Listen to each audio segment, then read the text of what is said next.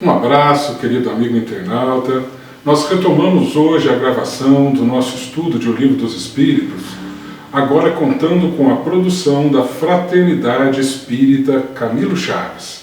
E hoje nós vamos tratar da questão 301 de O Livro dos Espíritos, que está na sua parte segunda, do mundo espírita ou mundo dos espíritos, em seu capítulo 6º, que trata da vida espírita. Na questão 301, Kardec faz a seguinte indagação: dois espíritos simpáticos são complemento um do outro? Ou a simpatia entre eles existente é resultado de identidade perfeita? E a resposta é a seguinte: a simpatia que atrai um espírito para o outro resulta da perfeita concordância de seus pendores e instintos. Se um tivesse que completar o outro, perderia a sua individualidade.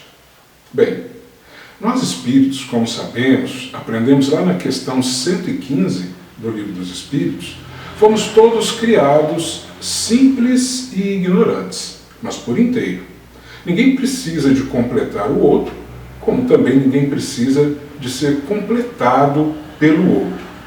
Mas há, é óbvio, laços de simpatia que unem dois espíritos que na caminhada da vida, em razão de sentimentos em comum, de pendores, de interesses, da elevação moral aproximada, da sintonia que se estabelece entre eles acabam se unindo por uma opção e vivem aí parte da sua vida juntos pelos mesmos interesses que são divididos.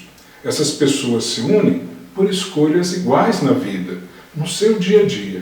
É assim, inclusive, que vai se formando a família espiritual. Pessoas que na caminhada da vida, espíritos, vão se convivendo um com o outro, vão estabelecendo laços de afeto e às vezes até de desafeto, e essa caminhada vai seguindo em conjunto, até que um dia lá na frente vê que esses laços vão sendo fortalecidos. Mas, obviamente, nenhum espírito é criado para estar eternamente predeterminado a caminhar junto com o outro. São escolhas feitas por estes espíritos no exercício do seu livre-arbítrio. Na Revista Espírita, de maio de 1858, Allan Kardec trata do assunto As Metades Eternas. E ele faz uma entrevista com um espírito chamado Abbailard.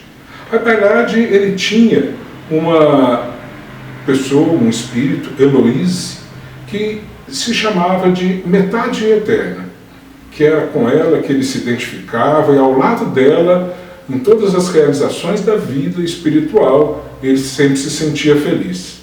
Então Kardec indagou o seguinte para ele: as almas foram criadas duplas? E ele respondeu: se tivessem sido criadas duplas, as simples seriam imperfeitas. É possível que duas almas possam se reunir na eternidade e formarem um todo? E a resposta: não. Tu e tua Heloise formais desde a origem duas almas bem distintas? Sim, a resposta. Formais ainda neste momento duas almas distintas? Sim, mas sempre unidas. E assim continua a conversa entre Allan Kardec e Abbailard. Mas o que nos interessa está aqui.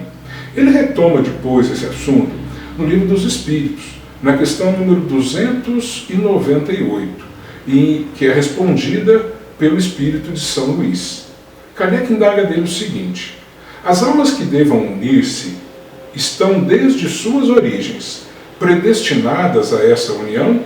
E a cada um de nós tem, em alguma parte do universo, sua metade, a que fatalmente um dia se reunirá? E o Espírito de São Luís responde assim: não, não há união particular e fatal de duas almas. A união que há é a de todos os espíritos, mas em graus diversos. E vai continuando assim a sua resposta. Mas na questão seguinte, a 299, Kardec diz assim: em que sentido se deve entender a palavra metade, de que alguns espíritos se servem para designar os espíritos simpáticos? E São Luís responde: a expressão é inexata. Se um espírito fosse a metade de outro, separados os dois, estariam ambos incompletos. Então fica assim bem determinado que não há espíritos feitos para conviverem eternamente um com o outro, mas pode haver sim união de dois espíritos pela simpatia e escolha de caminharem juntos. Após a questão 303 do Livro dos Espíritos, Kardec ainda fala, e já são palavras dele, sobre as metades eternas. Ele diz que a teoria das metades eternas é uma figura que pinta a união de dois seres simpáticos, unidos pela simpatia e não pela criação. É uma expressão usada mesmo na linguagem vulgar, diz ele, em falando de dois esposos. Não é preciso se prender à letra do termo metades eternas. Bom, depois dessa questão de metades eternas, ela vem ser retomada por Emmanuel no livro O Consolador, que foi psicografado e editado pela FEB em 1940. Em resposta às questões 323 e seguintes de O Consolador, Emmanuel fala que no sagrado mistério da vida, cada coração possui no infinito a alma gêmea da sua, companheira divina para a viagem gloriosa da imortalidade. Ele diz que essas almas se buscam sempre que forem separadas uma da outra.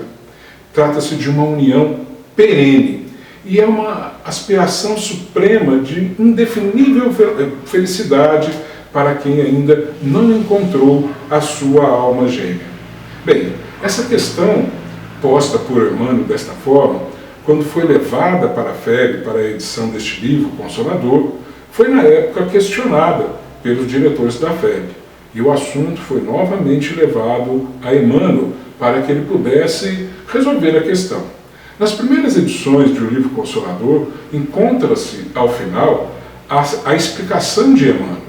E ele diz que o termo almas gêmeas que ele usa não tem o mesmo sentido de que metades eternas. Que realmente metades eternas são partes de um mesmo todo. Implica em se traduzir que as almas foram criadas como metade cada uma para que juntas formassem um todo. Mas que o termo almas gêmeas, diz Emmanuel, trata de seres que pela convivência se tornaram simpáticos, fortaleceram os laços de afeto, de amizade e de amor. E assim ficou a questão. Almas gêmeas é a escolha de cada um em razão da afinidade, em razão de um mesmo objetivo de vida.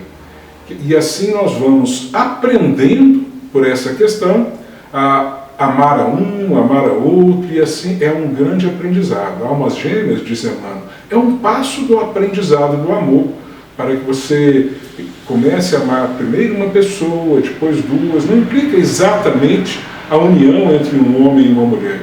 Pode ser entre pais e filhos, entre amigos, e esse é o grande aprendizado que esta lição nos traz. Que Jesus nos abençoe e ilumine os nossos corações. Muita paz.